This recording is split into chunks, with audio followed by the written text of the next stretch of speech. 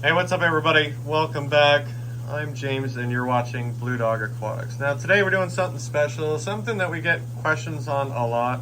No, it's not about our 40 breeder here. It's actually about our 60 breeder here. Now we have, as you know, in our store we have our frag tanks, our saltwater tanks. Well, those tanks are getting a little crowded. So what we're doing is we're actually setting this one up to be a new frag tank. Obviously we got to get it drilled, get it cycling and all that, but today we're actually going to show you how to drill it. A lot of people think that this is something that is easy to do and something that's straightforward, but it's not. It takes a lot of planning, a lot of coordination, and a lot of precise dealings with. So what we have here, and you'll see his hands off camera, but we have Scott here. He's going to be the one drilling the tank, because I'm still restricted to one arm. Not exactly easy to drill, but I'll show you guys here what we have. So this is going to be the return here. We have it marked out, and then we also, so this is going to be the drain. We also have this one marked out and ready to go. What we have here is we're actually, so this is the template that we used, and we actually use this brand of overflow box, which we will use, and this is the same thing that we used on the 75s to get that set up so that we have a drainage. But this works really nice as far as hole placement and all that. But what Scott's going to do here, he's actually going to get everything in place. I'm going to try to stay out of his way, but you see how we have the arrow here. He has all the lines marked up of where it needs to be, and then to ensure that this thing does not move, you see how he's being very particular, making sure that it's absolutely perfect, because once you start drilling, there is no takebacks. Also, something to mention too, you need to be mindful of what type of glass you are drilling. Now, this tank in particular, years back, well, I guess this tank wasn't even designed a couple of years ago, but some of the 75s, some of the stores would throw together just any glass, and tempered glass is something that you cannot drill through. You will actually blow out the back of the tank. Trust me, we did it to a 75 because it was not marked that it was tempered, and we found out very quickly. Now, sorry, Bubba is going nuts because we're actually closed at the store. But anyway, what I was saying, this tank is going to have overflows, and then it's going to have a stump. We do know that the bottom of the tank is tempered, and so we don't want to drill that. You'll end up with a blown out tank. So that's why we're drilling the back. And stick around for upcoming videos, because we are going to be creating a river tank. But Scott and I got to put our heads together because we got to make sure all the plumbing is where it needs to be before we start drilling. So as you can see, Scott here has water. Now, the reason for that is because we are using this bit right here. This is a diamond bit hole saw. You can see this is a, I believe it's a 60 millimeter is what I'm reading. And one of the key factors with diamond, any kind of bit, is they have to stay wet to keep them cool. If they overheat, then you run the risk of breaking the tank, and we don't want that.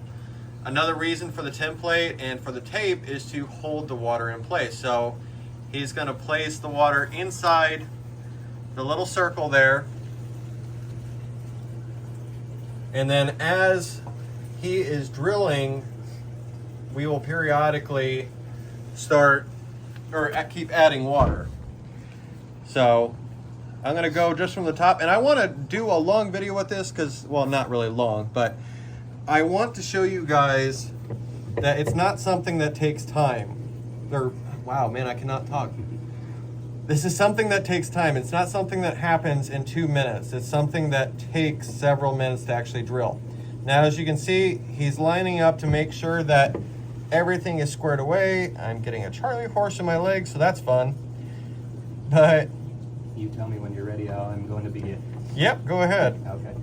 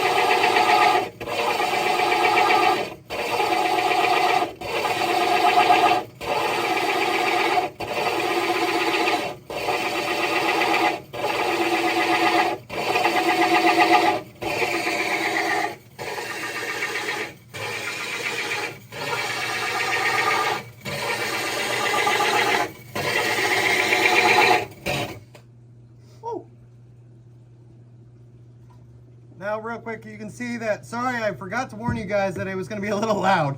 So if you had your TV way up, I apologize for that. Now, and I'm also moving because, like I said, I had a Charlie horse.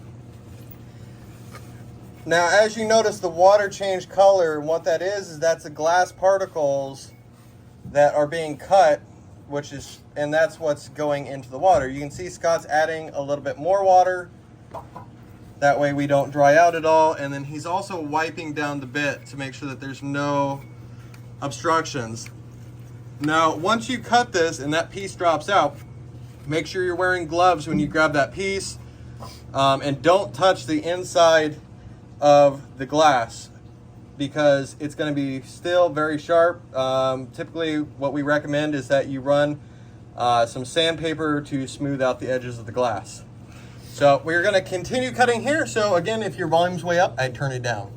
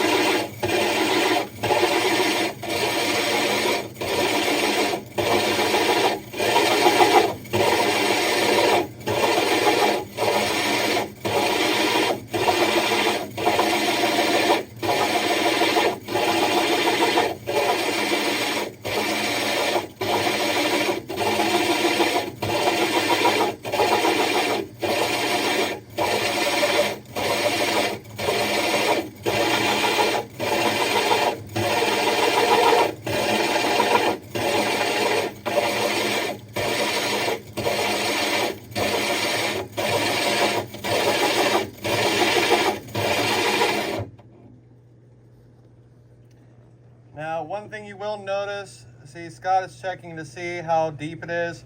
You notice how he wasn't just putting brute pressure on it. He kept lifting it up and then reapplying pressure. And if you could hear the drill, he was actually fluctuating the power of the drill. That way he's in control of it.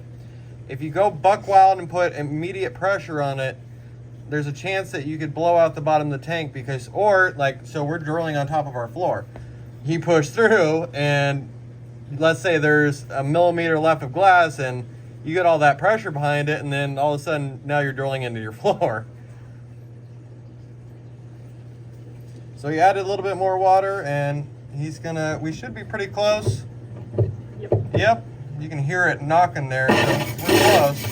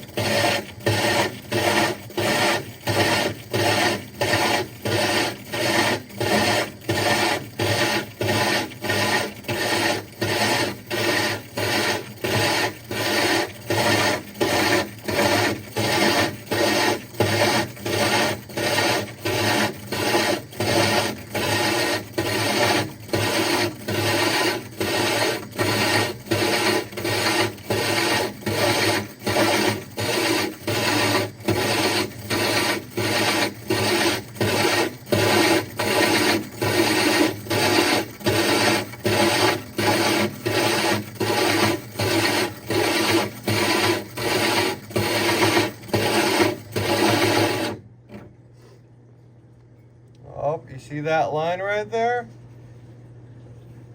That means we've made it through. Not entirely, but we're there's just a thin layer there. One of the biggest things when you're drilling is making sure that your drill is staying flat. Now, another reason why we use this template is because it holds the bit in place, especially when you're first starting. If you don't use a template, then your bit has a chance to scoot around and go all over the place and cause damage to your glass. So, preparation is key.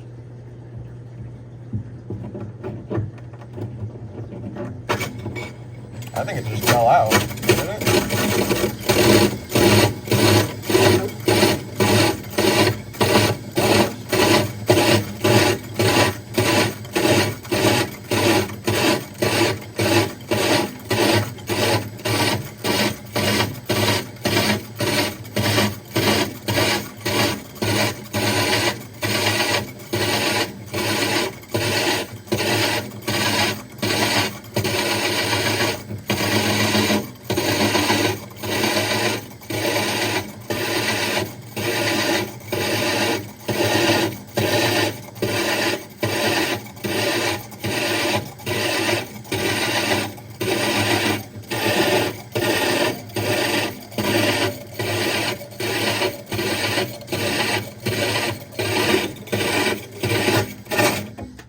There it went.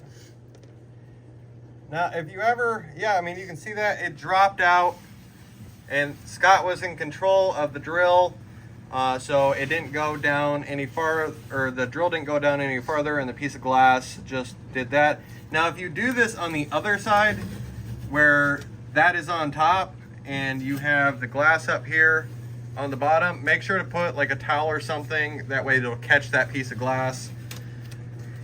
Now, if you guys ever wondered why shops charge $25, $30 per hole to drill, not only are they running the risk of shattering your tank, you know, if all goes wrong, but you can just see there, right there, 10 to 15 minutes with me talking. But that's how long it took to drill one hole. So if you did this on a regular basis, that takes time. So we wanted to show you guys this, so if you're ever thinking about, oh, I want to drill glass and I want to put holes in tanks, well, this is what it takes to do. The better you set yourself up with your preparations, the better you are, and the more successful it's going to turn out. So I know it was this long video for one little hole, but if you follow these steps to how we did it, then you will have one hole and no shattered glass. So, and you notice how he's using the paper towels and not his finger to rub out all the water from the tank. And then obviously we'll hit that thing with sandpaper later. But thanks for tuning in, guys. I hope you enjoyed this video. If you're new to this channel, please consider subscribing. Thank you to all the new subscribers. And then if you enjoyed this video or you learned something new today, please leave us a comment down below. As always, guys, the big question. Oh, there he is. What's you got to say? Your tank or mine?